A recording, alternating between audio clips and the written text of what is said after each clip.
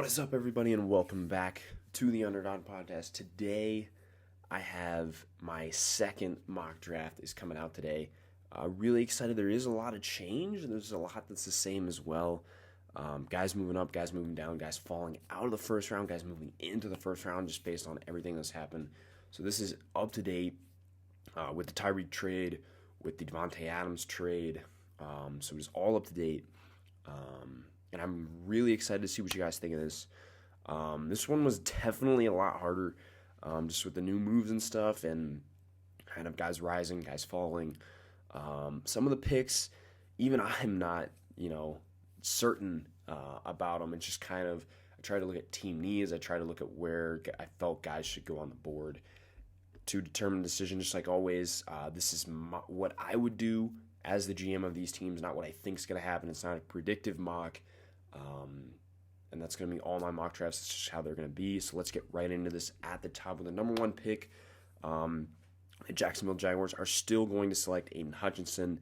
I think them franchise tagging Cam Robinson was a big, decision to say, hey, we're going edge rusher. And they're between Hutchinson and Thibodeau.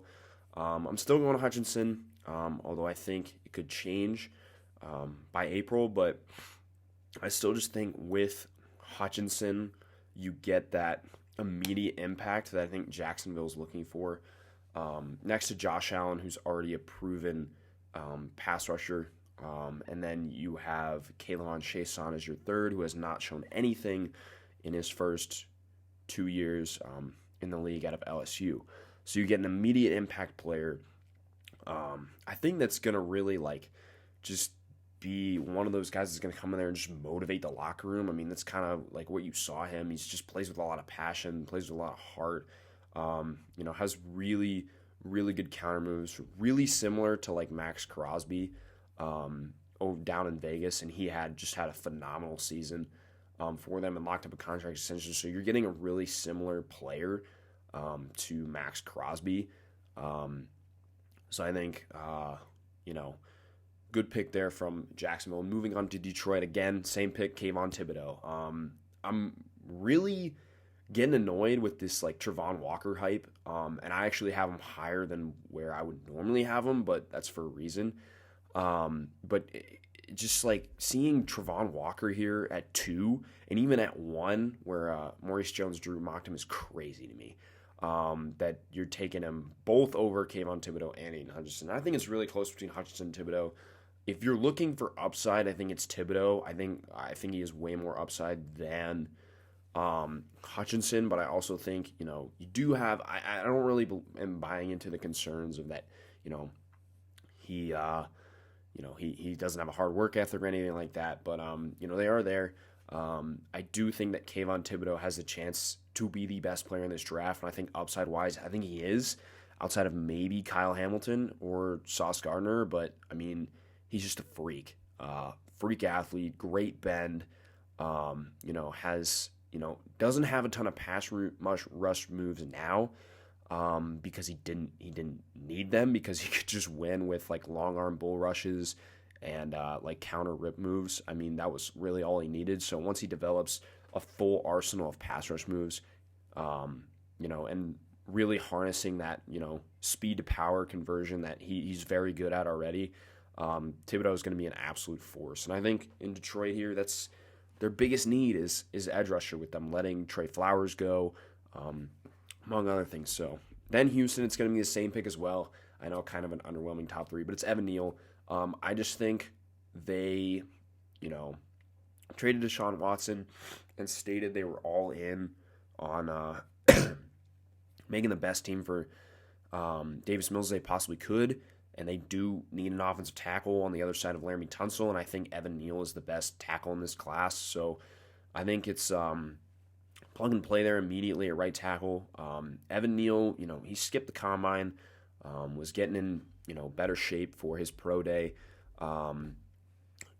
He's, not quite as good of a run blocker as Ikem Ekwonu, not quite as good as a pass blocker as Charles Cross, but he's kind of that, he's better, at run blocking than Cross. He's better at pass blocking than Ekwonu, so he's the best kind of both worlds. I think you get there. I don't think he'll ever be like as elite of a run blocker as a Kwanu, but I think he'll be like I think he'll just projects as a better player in the long run. And then at number 4, speaking of a Kwanu, it is going to be a Kwanu. Um, Kwanu, like he absolutely destroyed the workout. Um, at the combine, he just like he killed it. Ran really well. The drills he did really well. He has really underrated footwork, I think. In his pass pro game. I think that still obviously needs a lot of work, just because that was his weakness coming in the draft was can this guy be a good pass blocker or not? And I think the people that have Cross ahead of him, it is harder to find a guy that is like pure pass pro. But I also think that Kwanu was just such a different run blocker. I think he's a better run blocker than Quinn Nelson was when he came out, which is saying a lot. Like I think he's probably a top 2 or 3 run blocker you've ever seen come out. I mean, he's that good. And the Jets, they let go of Morgan Moses in free agency. So this would be, and I think this would honestly be, I don't think it would be an upgrade, but it'd be very close. And I think Kwanu at this point in time has more of a ceiling than Morgan Moses ever had. So you pair him with Mekhi Becton. You have Elijah Vera Tucker.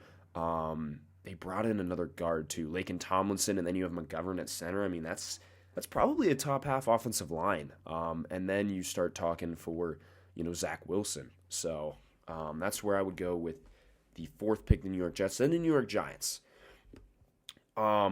This pick's gonna be probably a little bit polarizing because I think I'm a lot higher on this dude than a lot of people are.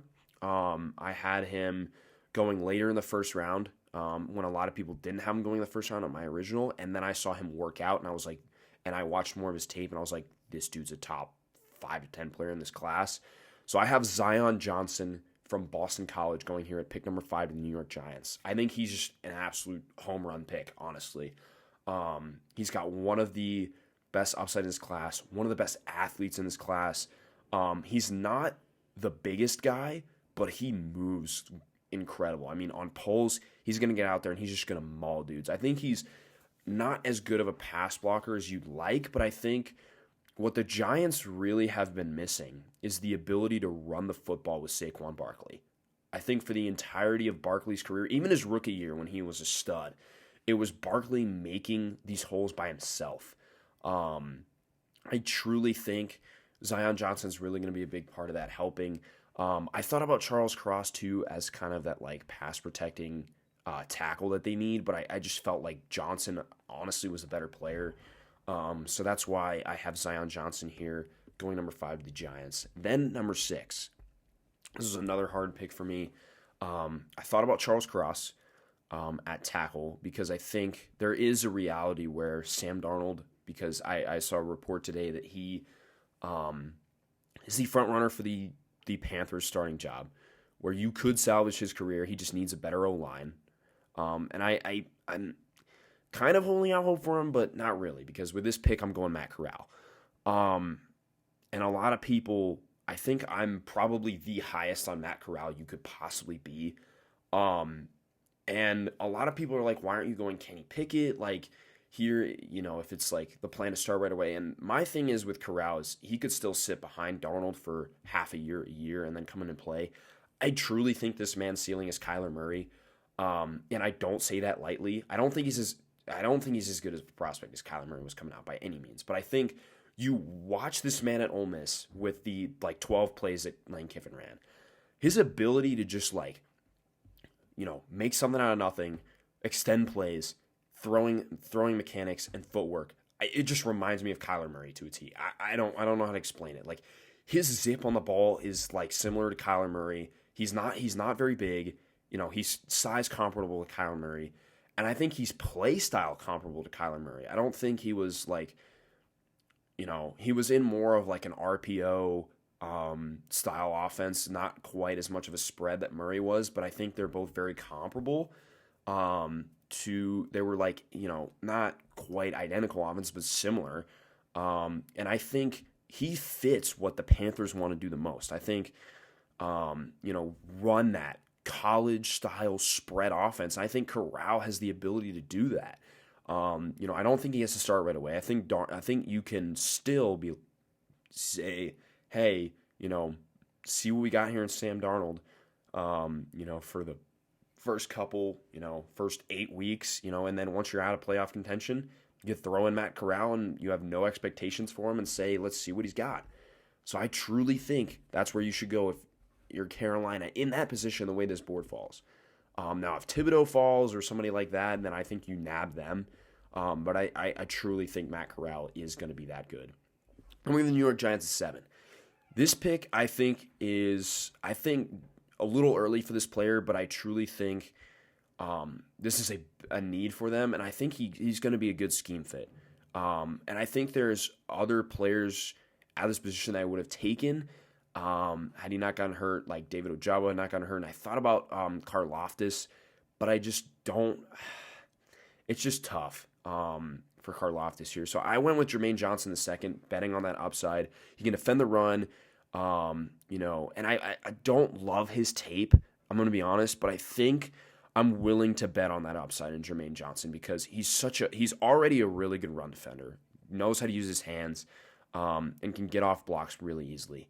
I think that he, has a little bit of work to do, pass rushing. I think he doesn't have as great of a bend as some of these other guys in this class, and I don't think he has like all the moves in his arsenal. I think he's got to work on that, but I really do believe in the upside of Jermaine Johnson. I do think this is a little early for him, but if you're the Giants, I think you're willing to bet on this player at the 7th overall pick in this draft. At number 8, it's the same as last time. It's Treylon Burks. I just think Atlanta's receiving core is like depleted right now. You need somebody that can come in there and immediately be that guy, and I think Treylon Burks can be that dude. I know he only ran 4.5 at the combine, but he plays faster than 4.5. Just watch the game against Alabama, him running away from the entire defense. I'm willing to take the risk on Treylon Burks because I think that he could be a special player in this class. I mean, he's comparable to A.J. Brown. I think he's a little bit faster, but not quite as physical as A.J. Brown. I think A.J. Brown's just different when it comes to physicality. But I think Treylon Burks really is a great scheme fit. I think he plays faster than he truly is, and I truly think he's the best receiver in this draft class, in my opinion. So then we go to the Seattle Seahawks. And a lot of people are going to have Malik Willis here. And I'm going to be honest, I don't think the Seahawks should take Malik Willis. I truly think that you should wait till next year and take one of those top quarterbacks. The other big need for Seattle, and has been for a while, is offensive line. And I went with Charles Cross here out of Mississippi State. You get an immediate pass blocking right tackle or left tackle, depending on where you want to play him. Depending on if you bring Dwayne Brown back either, because right now he's not on the roster. So you bring in that guy who's an immediate, great pass blocker. He's going to have to work on his run blocking, and no better place to do it in Seattle, where they like to run the football a lot. And I think you get someone that is, a day one impact, and really a hole that they've been trying to fill for years at the offensive line in Charles Cross. And then you have number 10, New York Jets, and I have Sauce Gardner, who has become my number 1 corner in this class. I didn't take him at 4 because I felt like it was even for Sauce, who I love as a player, it was a little bit too rich, and Ekwonu was on the board, and I just felt like that was also a need. You bolster offensive line, you bolster defense, corner, and I like him next to DJ Reed, and then Bryce Hall. I don't know if I love the scheme fit because, the roots of this scheme fit for Robert Saleh is cover 3. And I like Sauce more in like a cover 2 or a man-heavy scheme. And I think they're going to switch to that. They're going to run cover 3, obviously, but I think they're going to switch to more of that like cover 2 scheme there in New York. And I think Sauce was just too good of a prospect not to pass up on. I thought about Kyle Hamilton as well, and I thought about London and Wilson at receiver, but I just felt like the Jets were really depleted at corner and needed Sauce as that guy. And I think he's truly, going to be one of the top 5 to 10 best players in this class. He didn't allow a touchdown in college, allowed like 14 yards a game last year. I mean, dude's a stud. That's going to conclude part 1 of my mock draft. I know it was like a little bit different. I definitely am higher on some players, lower on others. Part 2 will come out tomorrow, which is Saturday, where we have some very, very interesting, players coming out. So I appreciate you guys for watching this video. Stay tuned for part 2 on Saturday, part 2 on Sunday. Let me know what you thought of these picks in the comment section. Some of them are a little bit more polarizing than others, like I said. But I do truly believe in these draft picks. So thanks for watching, everybody. Have a great day and peace.